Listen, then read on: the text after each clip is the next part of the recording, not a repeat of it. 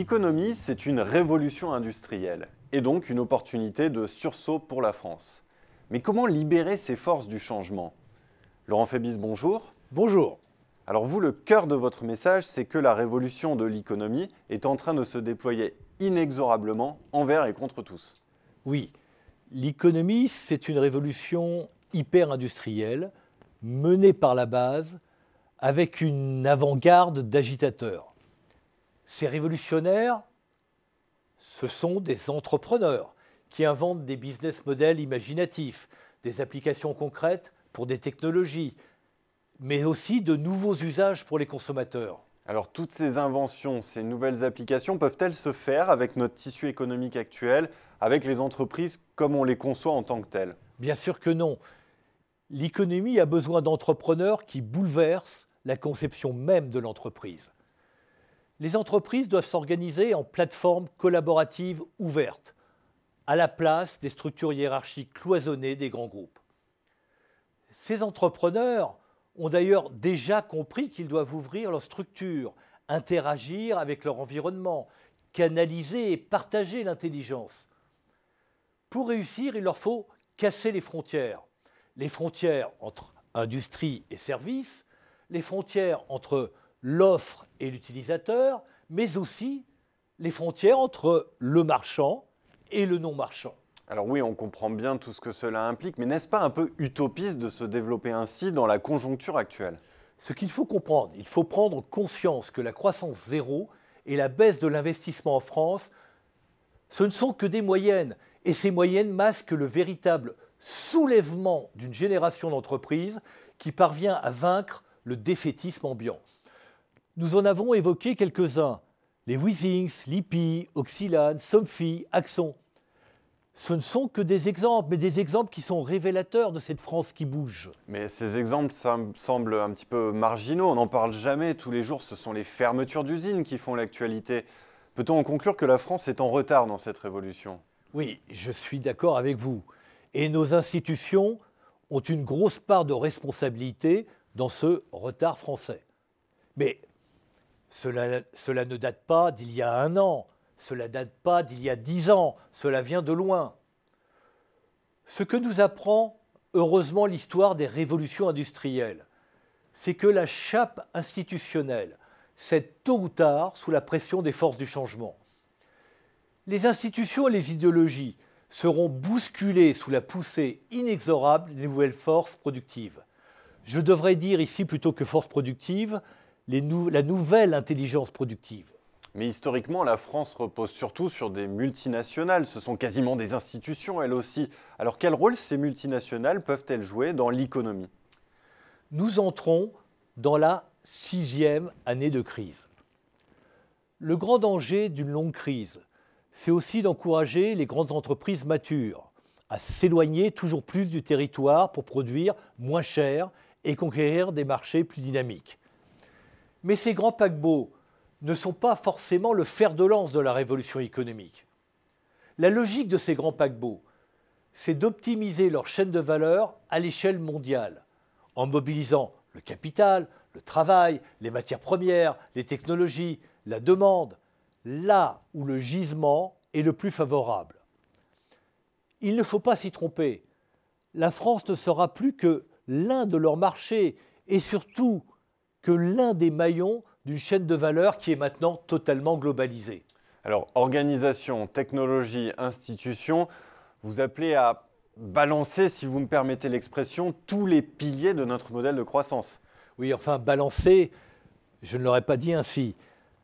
L'ancien régime de croissance en crise n'a pu survivre qu'à coup de dévalorisation du travail pour baisser les coûts, de fuite en avant dans le crédit pour soutenir la consommation, de déficit budgétaire pour éviter l'effondrement des banques, mais aussi l'effondrement de la demande. Pendant ce temps, il faut le souligner, l'investissement a chuté. Savez-vous que l'investissement a baissé de 16% dans la zone euro depuis 2008? Mais la crise a au moins le mérite de révéler ces tours de passe-passe. Et nous avons désormais conscience que cela ne peut plus durer. Mais aujourd'hui, on parle de robotique de service, d'impression 3D, d'objets connectés. Jamais on n'a connu autant d'innovation en si peu de temps. Jamais autant d'innovation. Nous avons sous nos yeux une profusion d'avancées dans les technologies de l'information, dans les biotechnologies, les nanotechnologies, la robotique et bien d'autres domaines. C'est une véritable révolution technique. Elle est en train d'engendrer un courant d'innovation sans précédent. Elle provoque des ruptures qui constituent autant d'opportunités pour des entreprises dynamiques. D'ailleurs, sur un plan scientifique et technique, la France n'est pas la plus mal placée. Avec leur pessimisme, les Français oublient trop souvent que le pays reste dans le groupe de tête des 5 ou 6 pays les plus avancés. Alors justement, peut-on quelques instants se prêter au jeu d'accorder quelques vertus à cette crise? Bon, quelques vertus à cette crise, c'est un peu provocateur, mais tentons le coup. Grâce à la crise, il y a des blocages qui sautent. Moi, ce qui me paraît étonnant, c'est d'observer les énergies créatrices qui se libèrent sous nos yeux. Tenez, par exemple, la crise, c'est un peu provocateur, mais disons-le, a le mérite de ralentir la grande pompe aspirante des grands groupes, de la finance et de l'État en matière de haute qualification. Allez, provocation encore, la garantie de carrière et de salaire n'est plus la même que dans un passé récent. Les trajectoires sont moins préécrites. Ce n'est peut-être pas forcément un mal. Alors pardonnez-moi, mais en quoi cette insécurité des parcours est-elle bénéfique? Quel est le rapport finalement avec l'économie? Eh bien, parce que small is beautiful, cette fois-ci, c'est peut-être vrai. Grâce à la crise, l'économie dispose de la sorte d'un gisement de compétences dans les diplômés de nos meilleures écoles et de nos meilleures universités. Une partie de nos élites souhaite désormais inventer son destin plutôt que de suivre les chemins balisés des carrières toutes tracées. Elle découvre par nécessité le chemin de la PME ou de l'entrepreneuriat. En gros, il faut une rupture générationnelle pour l'économie. Mais est-ce que cette rupture générationnelle est déjà une réalité? Oui, et cette rupture générationnelle est même fabuleuse. Regardez, l'économie et le numérique, c'est au mieux une seconde langue pour ma génération et aussi pour celles qui suivent. Mais c'est la langue maternelle de ces classes d'âge qui sont tombées dès la naissance dans la marmite du web. Ces générations pour qui les réseaux sociaux et les prothèses numériques sont totalement indispensables à leur vie quotidienne, jour après jour. Votre sentiment, c'est que c'est si naturel que cela pour cette classe d'âge? Mais bien sûr, cette génération saisit spontanément les opportunités induites par la mobilité et l'ouverture des systèmes. C'est une génération qui fonctionne en mode réseau. Et quand je dis en mode réseau, ce n'est pas seulement pour gérer sa carrière comme la génération précédente. C'est une génération qui s'est conjuguée compétition avec coopération, car un réseau ne fonctionne efficacement qu'en mode ouvert. D'ailleurs, il faut souligner que parmi les pays européens, c'est en France que par la grâce de notre natalité, cette classe d'âge est la plus nombreuse. C'est en France que la marée est potentiellement la plus forte pour renverser les conservatismes. Alors là, vous évoquez notre atout démographique, mais on imagine bien que cela ne suffit pas. La France doit aussi pouvoir disposer d'autres compétences rares, et qui dit rare dit précieux. Oui, mais ces atouts sont déjà une réalité. Tenez, par exemple, la France excelle dans les mathématiques. C'est un atout considérable au moment même où le big data devient un enjeu de premier ordre. C'est l'un des grands défis informatiques de la décennie 2010-2020. La France, elle excelle aussi dans la production de soft, autre atout considérable alors même où les objets deviennent intelligents, où les objets embarquent de plus en plus d'informatique. On pourrait aussi parler de notre savoir-faire dans les services. J'interromps là votre inventaire, si vous me le permettez, qui, je me doute, cet inventaire, il pourrait être assez long. Mais maintenant, Laurent Fébis, il faut passer à l'acte. Alors, comment tirer parti de ces atouts et en faire une vraie stratégie pour la France? Bon, d'abord, il faut prendre conscience que nous ne sommes plus autant des grandes filières industrielles qu'un seul pays, qu'une seule entreprise peut maîtriser de bout en bout. La globalisation est passée par là. Des puissances émergentes ont fait irruption. De nouveaux acteurs technologiques maîtrisent des savoir-faire ou des produits qu'il serait vain de vouloir rattraper ou imiter. La réalité, c'est que les chaînes de valeur des produits, elles sont mondiales aujourd'hui. Les savoir-faire et les technologies sont interdépendantes aujourd'hui. La réalité, c'est que certains pays polarisent des avantages sur des maillons spécifiques de la chaîne de valeur. La conséquence, et ça c'est important, je voudrais insister là-dessus, c'est que dans tout bien exporté, il y a beaucoup de biens et de services importés. Donc selon vous, si j'ai bien compris votre propos, nous entrons dans une nouvelle phase de la globalisation et la France, finalement, son défi, c'est d'y trouver sa place. Alors comment faire? Comment faire?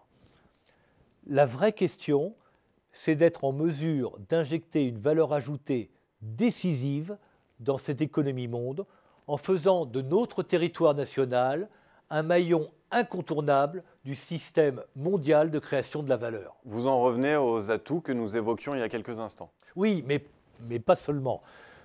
Nous avons celui de l'attractivité exceptionnelle de notre territoire, par son patrimoine et sa diversité. Nous avons aussi, on l'oublie trop souvent, l'une des 2 seules métropoles de rayonnement mondial localisées en Europe.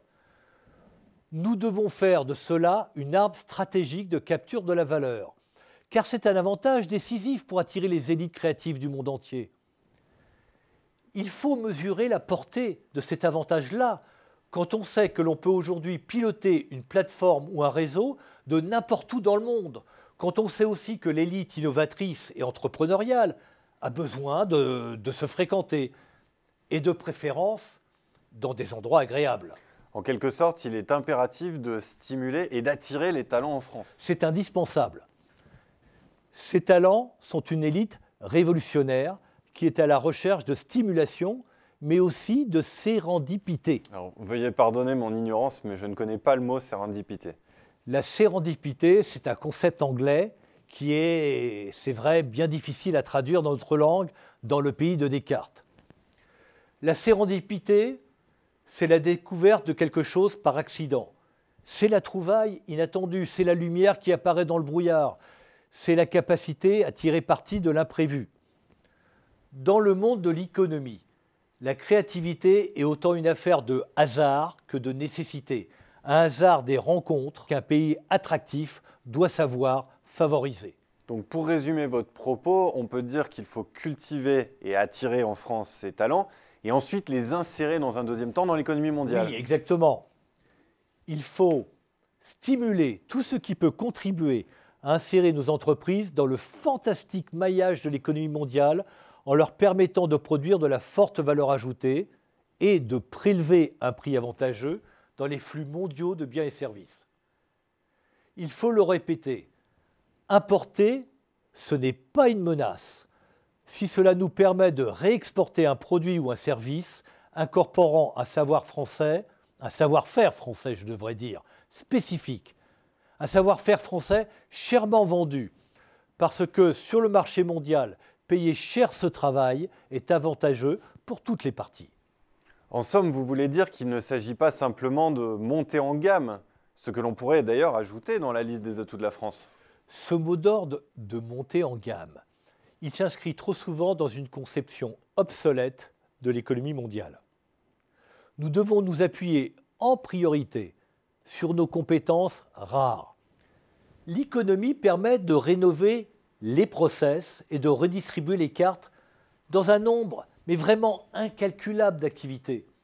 L'enjeu aujourd'hui, c'est de pénétrer les process qui se déploient dans les réseaux mondiaux de production, et quels que soient leurs drapeaux nationaux. Les objets, ils embarquent de plus en plus de soft, de plus en plus de matériaux nouveaux, de plus en plus de nanocomposants, d'objets rares et incontournables, de plus en plus de services qualifiés aussi.